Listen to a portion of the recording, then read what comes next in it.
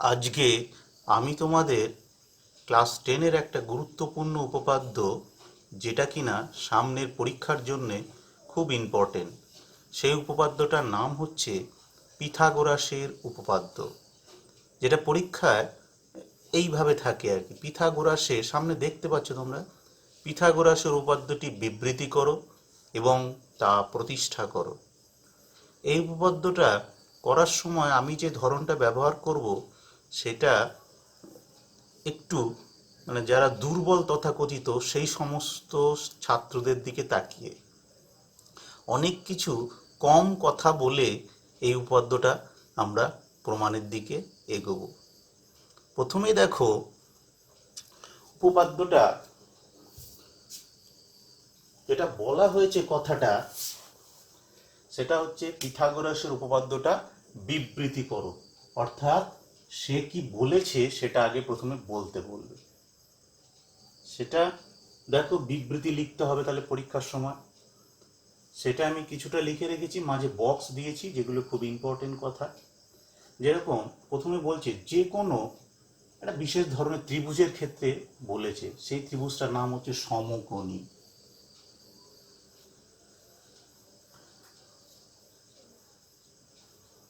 তাহলে কি দাঁড়ালো? যে কোনো সমকোণী ত্রিভুজের একটা বিশেষ বাহুর ওপর, সমকোণী ত্রিভুজের অতিভুজ অর্থাৎ যে বড় বাহুটা থাকে তার ওপরে অতিভুজ। তাহলে অতিভুজের, যে কোনো সমকোণী ত্রিভুজের অতিভুজের ওপর অঙ্কিত কি আঁকবে? অতিভুজের ওপরে না বর্গক্ষেত্র। তাহলে বর্গক্ষেত্রের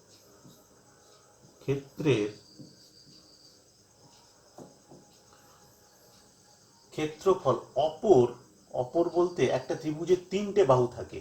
একটা অতিভুজ নেওয়া থাকলে সমকোণী ত্রিভুজের আরো দুটো বাহু পড়ে রয়েছে, সেই দুটো নাম হচ্ছে লম্ব আর ভূমি। যেহেতু সমকোণী ত্রিভুজ অতিভুজ আছে আর বাকি দুটো পড়ে রয়েছে লম্ব ভূমি, তাহলে এখানে অপর দুই বাহু,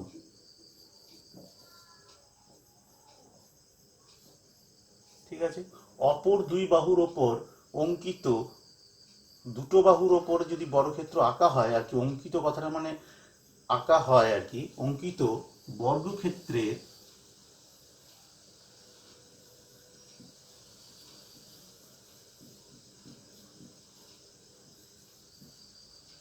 ক্ষেত্রফলের সমষ্টির সমান।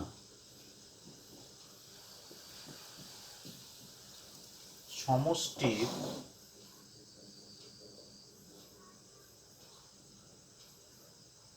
সমান। তাহলে বিবৃতিটা পূরণ হলো, কমপ্লিট বিবৃতিটা এলো।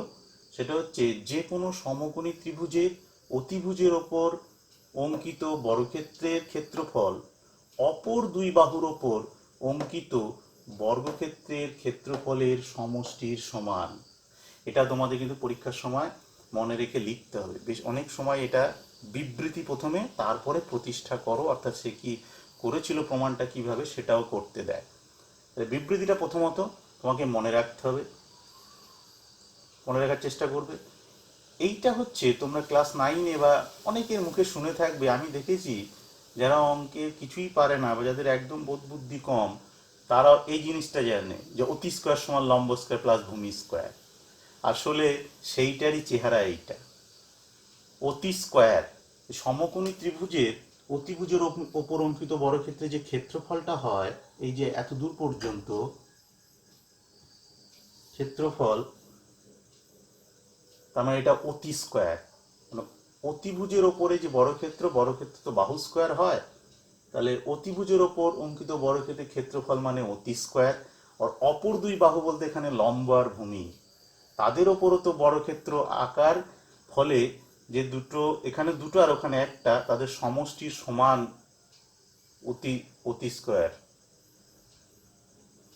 তাহলে অপর দুই বাহু বলতে এখানে লম্ব আর ভূমির কথা, অর্থাৎ অতি স্কোয়ার সমান লম্ব স্কোয়ার প্লাস ভূমি স্কোয়ার, এইটাই এভাবে বলেছে। অতি স্কোয়ার মানে অতিভুজের ওপর অঙ্কিত বর্গক্ষেত্রের ক্ষেত্রফল, অপর দুই বাহুর ওপর যে বর্গক্ষেত্র আঁকা হয়েছে সেটা হচ্ছে লম্ব আর ভূমি, তাহলে লম্ব স্কোয়ার প্লাস ভূমি স্কোয়ার।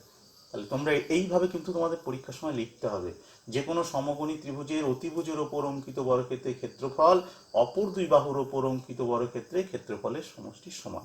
তাহলে এটা মুখস্থ মতো করে নিতে হবে। আসলে এটা অতি স্কোয়ার সমান লম্ব স্কোয়ার প্লাস ভূমি স্কোয়ার, সেটাই এখানে এইভাবে বলেছে ক্ষেত্রফল দিয়ে বর্গক্ষেত্রে। এবার এইটা করার পরে আমরা প্রমাণটা করার সময় যেটা ব্যবহার করব সেটা হচ্ছে এই বোর্ডে চলে আসবে। এবার আমি লিখে রেখেছি, সেটা দেখো, একটা সমকোণী ত্রিভুজ এবিসি এঁকেছি। এটা অঙ্কনটা আমি আগেই এঁকে ফেলেছি, যারা দুর্বল তারা এরকম আগেই এঁকে ফেলে অঙ্কন, আমিও সেই দুর্বলদের মতো এঁকে নিয়েছি আর কি ছবিটা, যে এবিসি, বিডিটা লম্ব, এখানে লম্ব চিহ্ন, এখানে লম্ব একটা অঙ্কন করতে হবে।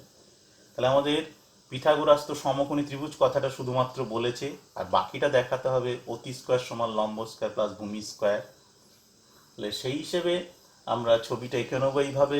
এখানে 90 ডিগ্রি চিহ্নটা দিলেও পারো, না দিলেও পারো। তাহলে আমাদের প্রথমে প্রদত্ত এবিসি একটা সমকোণী ত্রিভুজ।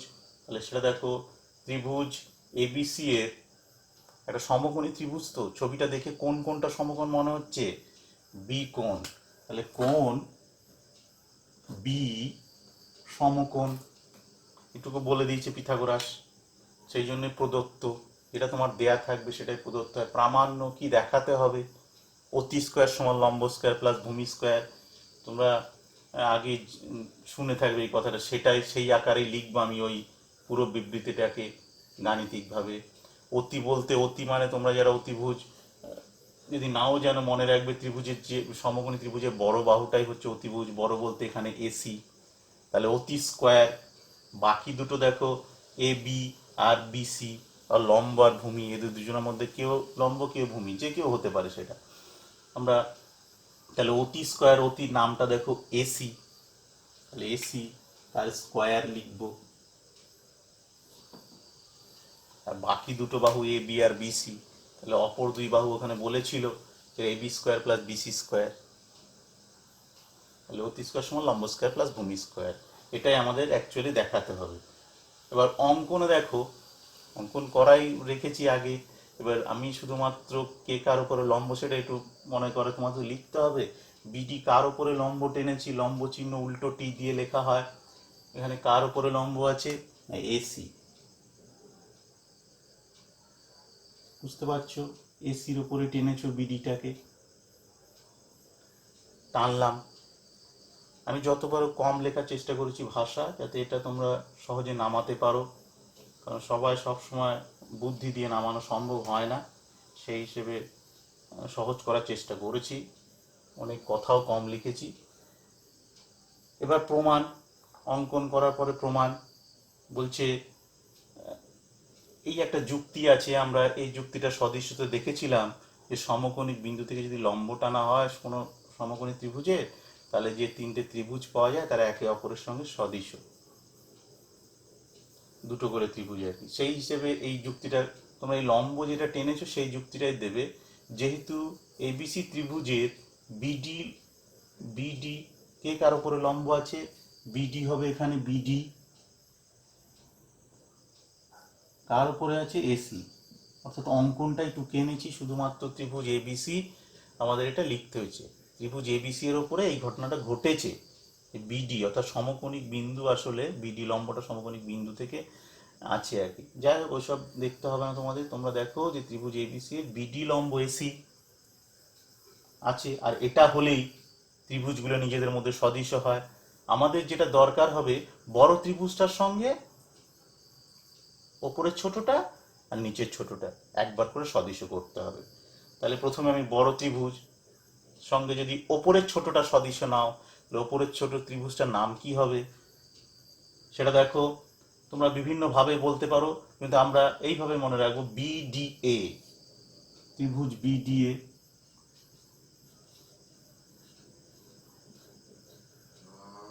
এর সঙ্গে সদৃশ্য ওপরেরটা নিলাম। তাহলে সদৃশ্য হলেই একটা প্রপার্টি আছে, যে সদৃশ্য হলে ত্রিভুজ দুটোর অনুরূপ বাহুগুলো সমানুপাতি হয়। সেই ধর্মটা আমাদের আমাদের মনে রাখতে, যারা ভালো ছেলে তারা ওইভাবে করবে। আমরা হচ্ছে মেকানিক্যাল ওয়েতে করবো। যখনই এইটার সঙ্গে বড় ত্রিভুজ এবিসি এর সদৃশ হলো, আমরা একটু ফিরে যাব প্রামাণ্যে কি বলেছিল। প্রামাণ্যে দেখো এসি স্কোয়ার সমান AB square plus BC square. আমরা এদিকটা একটু তাকাবো, এবি এবি স্কোয়ার আছে, আমরা এইভাবে কোনাকুনি বসিয়ে দেবো। কোনাকুনি সমানের ওপরে একটা, এদিকে বাদিকে আর একটা বাই চিহ্ন দিয়ে তার নিচে একটা, ওপরে নিচে, তো কোনাকুনি গুণ করলে এবি স্কোয়ার আসবে, সেই হিসাবে লিখে দিলাম। এবার ডান দিকে যেটা আছে, বাদিকে আছে যেটা এসি স্কোয়ার, এসি স্কোয়ারটাকে দুটো পার্টে ভাগ করবো। একটা এসি এখানে ব্যবহার করব, আর একটা হচ্ছে যে বিডি এ নিয়েছো, এর যে ছোট অংশটা এসির একটা পার্ট যেটা, সেটা এখানে লিখবো এই ওপরে। আমি এখানে বক্সটা দেওয়া হয়নি, ভুলে গেছি, এইখানে হবে। এটা কি হবে, এডি। এটা মেকানিক্যাল ওয়ে, এমনি বুঝেও করা যায়, কিন্তু তোমরা মেকানিক্যাল ভাবে নামাতে পারো, কারণ পরীক্ষায় দেখা হবে যে ঠিক আছে কিনা। কিভাবে করেছো সেটা তো আর তিনি দেখবেন না। তাহলে তোমরা এদিকে তাকাবে, এবি স্কোয়ার আছে, কোনাকুনি এবি এবি লিখে দেবে। আর প্রথম এবিটার নিচে এসি লিখবে, অর্থাৎ এসি স্কোয়ার আছে, একটা এসি এখানে লিখবে, অর্থাৎ আমরা বলতে পারি যে গরমে এসি ব্যবহার করে, যে এসি এখানে একটা নিলাম আর একটা পরে রেখে দিলাম। আর এডি, এডিটা কি না, যে ছোট ত্রিভুজটা নিয়েছো তার ওপরে এসির ওপরের অংশটা, এটা লিখলাম। এবার কোনাকুনি গুণ করে আমরা এখানটা কি পাবো, এটা আগে করি, তাহলে এবি স্কোয়ার পাবো এটার জন্যে। আর এই দুটো গুণ করলে আমি এসিটা তো নিয়ে নিয়েছি, তাহলে এখানে কি পড়ে থাকবে, নিশ্চয়ই বুঝতে পারছো, এডি। কোনাকুনি গুণ করলে এসিটা এখানে নিয়েই আছে, আর এডিটা তাহলে শূন্যস্থানে যাবে। একইভাবে এবার বড় ত্রিভুজটার সঙ্গে একই যুক্তি, সেই যে আবার দেয়া হয়নি যুক্তিটা, ত্রিভুজ দুটো লেখা হয়েছে। বড় ত্রিভুজটা তো থাকবে, বড় ত্রিভুজের সঙ্গে আবার নিচের ছোটটা, যেটা আমরা নিচের ছোটটা অনেকভাবে নাম হয়, কিন্তু আমরা একই রাস্তায় যাব। আগের বারও বিডি গিয়েছিলাম এ, এবার বিডিসি, ত্রিভুজ বিডিসি,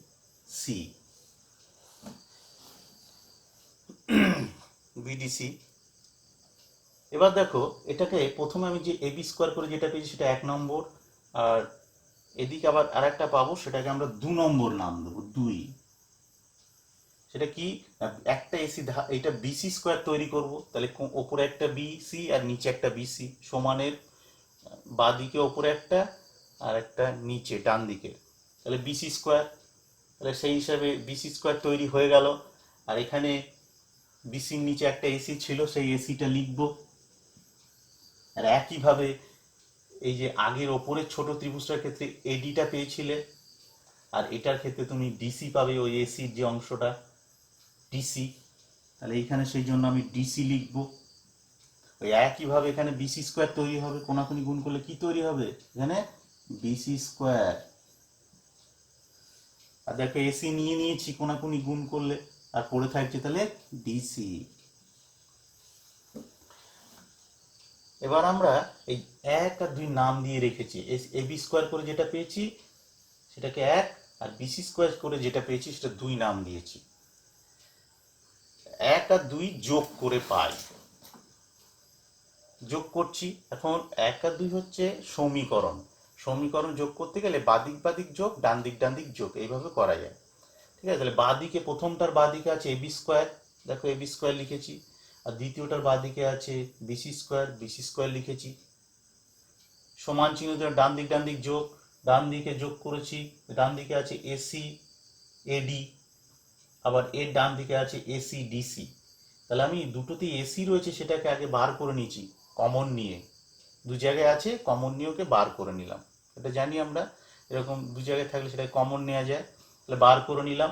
আর বন্ধনীর ভেতরে কি পড়ে থাকলো, একটা হচ্ছে এডি, আর একটা কি পড়ে থাকবে, এখানে শূন্যস্থান দেখো বক্স লেখা রয়েছে, ডিসি পড়ে থাকবে, ডিসি। বাদিকটা AB square plus BC square আছে, আর ডান দিকটাতে এসি আছে। আর এডি আর ডিসি এই দুটো যোগ করলে কি পাওয়া যাবে একটু পরিষ্কার করে দেখো, এডি আর এদিকে কি ডিসি, এই গোটাটা হয়ে গেল। এই রাস্তাটা আর এই রাস্তাটা যোগ করলে তো একদম পুরো এসি রাস্তাটা পেয়ে গেলাম প্রথম থেকে শেষ, তাহলে এসি হবে এটা। তাহলে কি দাঁড়ালো, এসি ইন্টু এসি, দুটো একই জিনিস গুণ করলে তার স্কোয়ার হয়, এসি স্কোয়ার হয়ে গেল। তাহলে এটাই তো আমাদের প্রামাণ্যে করতে বলেছিল। তাহলে এইভাবে তোমরা এটা করবে, দেখবে করে মেকানিক্যাল ওয়েতে চেষ্টা করে দেখবে, বোঝাটা পরে হবে, এটাকে নামানোর চেষ্টা করবে। বেশ, বাড়িতে প্র্যাকটিস করো। যারা একদমই জ্যামিতি ভয় পাও, করতে চাও না, তারাও এটা পারতে পারো। অ্যাকচুয়ালি এটা অনেকটা মুখস্থর মতো করা। ঠিক আছে, পরের দিন আমি আর একটা উপাদ্য করার চেষ্টা করব, যেটা নিয়ে তোমরা লাভবান হও, পরীক্ষায় ইম্পর্টেন্টও থাকতে পারে। ঠিক আছে।